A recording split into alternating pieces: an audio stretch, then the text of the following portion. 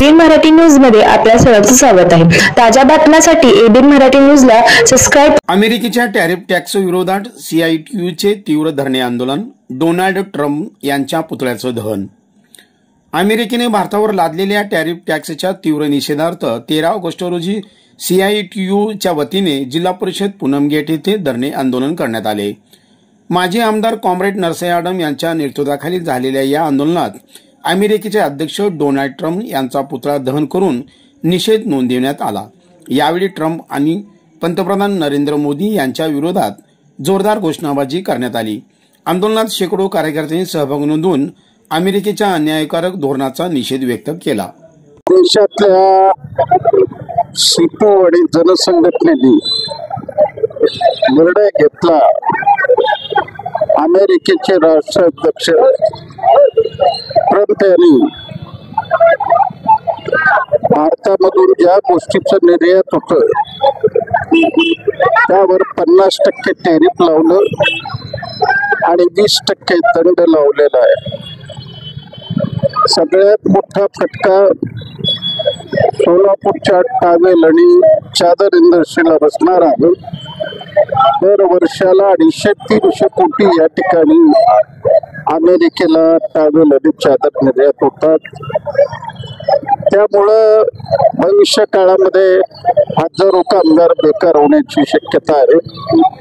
त्याचप्रमाणे कृषी माल, आज वर्तमानपत्रामधून बातमी आली, मुंबई आणि गुजरात मधून जे 100% हिऱ्याची निर्यात अमेरिकेला होती त्यावर त्यांनी 70% टॅरिफ लावल्यामुळं 1 लाख कामगार बेकार झालेले आहेत। असा हा साम्राज्यवादी पूर्णपणे भांडवलदारांना सांभाळून घेणारा, पाकिस्तानला आपल्या बगलेत घेऊन भारताविरुद्ध वल्गना करणाऱ्या या ट्रम्पचा निषेध करण्याकरता संपूर्ण भारतामध्ये अशा पद्धतीचं निषेधाचं कार्यक्रम आम्ही घेतलेला आहे।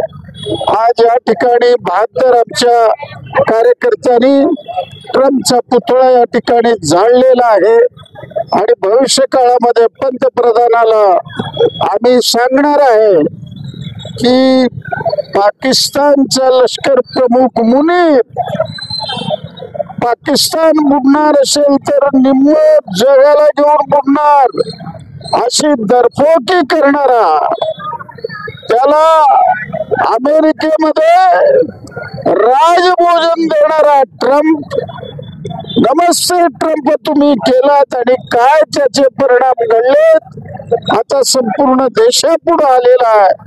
म्हणून भारतातले उद्योगधंदे आणि कामगारांना वाचवण्याकरता आम्ही ट्रम्पचा निषेध करतो आणि जे 50% टॅरिफ, 20% दंड जे अमेरिकेने लावलेला आहे ते ताबडतोब परत घ्या, अन्यथा भारतातील कोट्यावधी जनता रस्त्यावर येईल।